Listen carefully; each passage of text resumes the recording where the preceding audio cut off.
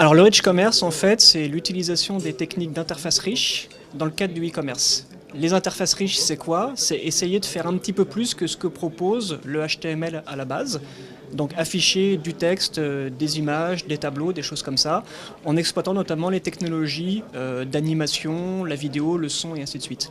Ça va servir à plusieurs choses. La première chose, ça va servir à poser la marque, donc à faire en sorte qu'on accueille les visiteurs dans un univers de marque dans lequel on va pouvoir transmettre des émotions qui sont raccord avec ce que veut véhiculer la marque. Ça va servir à faciliter l'accès aux produits, notamment au travers des principes d'assistants au choix, au principe de parcours client enrichi qui vont aider quelque part l'internaute à préciser son choix et à arriver jusqu'à la fiche produit. Et ça va surtout servir à valoriser les produits, notamment au travers des zooms ultra puissants, au travers des vues à 360 degrés, de la 3D et ainsi de suite. Donc ça va servir à pas mal de choses en fait.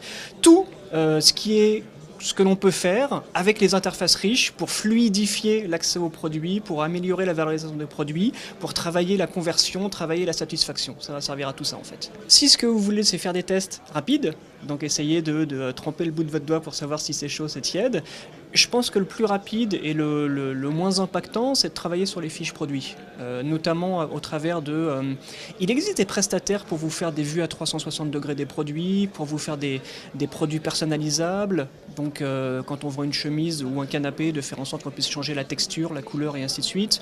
De proposer des zooms avec un niveau de finition très fin, qu'on puisse voir le grain du produit, ce genre de choses. Ça, il y a des prestataires qui le proposent, qui ont des solutions hébergées. Donc d'un point de vue technique, c'est pas impactant.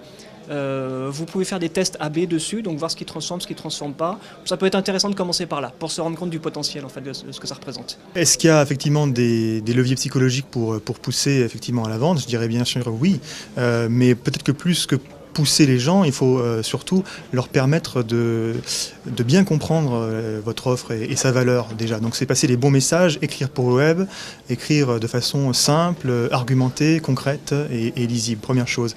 Et ensuite, bien entendu, il y a tous les leviers, on va dire, qui sont utilisés par les vendeurs et les marketeurs, notamment comme celui que j'ai expliqué, qui est de jouer sur la rareté des offres et la différenciation des offres. Si votre offre est différente, c'est-à-dire que si vous l'avez packagée de telle façon que d'autres ne sont pas exactement pareils, vous la rendez plus rare et donc plus attrayante, effectivement.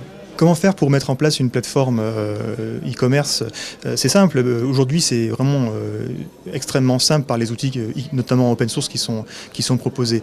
Ce qui est important, c'est d'avoir un site qui est bien dès le départ, qui porte tout le contenu, notamment le contenu écrit, des belles photos, et aussi tout ce qui va autour, qui va favoriser la confiance des internautes, à savoir les coordonnées, des photos de l'équipe si nécessaire, un numéro de téléphone, de façon à ce que quand l'internaute arrive sur le site, il n'ait pas à aller chercher de l'information ailleurs, puisqu'en fait l'objectif de la conversion, c'est de faire en sorte que les gens non seulement achètent, mais avant d'acheter, qu'ils restent sur le site. Donc on n'a plus trop le droit d'avoir des sites en version bêta ou qu'on va améliorer avec le temps. Quand on propose un site e-commerce, il faut directement proposer quelque chose qui soit complet et qui permette directement de convertir les internautes. J'ai beaucoup insisté sur la vitesse de chargement des pages. On l'a vu, de nombreuses études statistiques l'ont démontré, plus les pages se chargent vite, plus les taux de conversion sont élevés. Et c'est souvent quelque chose dont on ne parle pas, parce que bon, c'est technique, bassement technique, etc. Mais aujourd'hui, sur un site e-commerce qui met longtemps à s'afficher, ça nécessite de la patience, ça nécessite de l'effort pour attendre à chaque fois que le changement de page. Donc ça décroît mécaniquement les taux de conversion. C'est prouvé par de nombreuses études, effectivement. Très important. Vous devez vous démarquer de vos concurrents, c'est-à-dire que vous devez faire mieux. Pour faire mieux, l'ergonomie est une bonne manière d'améliorer sa conversion. C'est-à-dire qu'on comprend qui sont les utilisateurs, on comprend comment ils fonctionnent, et donc on arrive à mettre en place un site qui leur permet d'acheter sur votre boutique e-commerce. Les formulaires sont indispensables sur les sites, mais la plupart du temps ils sont très compliqués à remplir. Il y a énormément de champs qui sont demandés et qui ne sont pas nécessaires. Il y a des erreurs classiques que l'on peut éviter, donc les formulaires sont un bon départ pour améliorer la conversion. L'utilisateur doit pouvoir identifier ce qui se passe sur la page. Si c'est une page produit, il doit pouvoir également naviguer dans les autres parties du site. Donc la page d'accueil est importante, mais toutes les pages doivent permettre à l'utilisateur de se déplacer. La page entreprise est une des pages les plus importantes du site. Elle doit permettre à l'utilisateur de comprendre qui vous êtes, de comprendre où vous vous situez et de pouvoir rentrer en contact avec vous. C'est des éléments qui vont renforcer la crédibilité de votre marque, de votre site et qui vont inciter les utilisateurs à aller plus loin. Les tests utilisateurs, il ne faut pas les confondre avec des tests fonctionnels. C'est-à-dire que ça ne vise pas à vérifier que le site marche, les tests utilisateurs permettent de comprendre que les utilisateurs arrivent à leur fin sur le site web.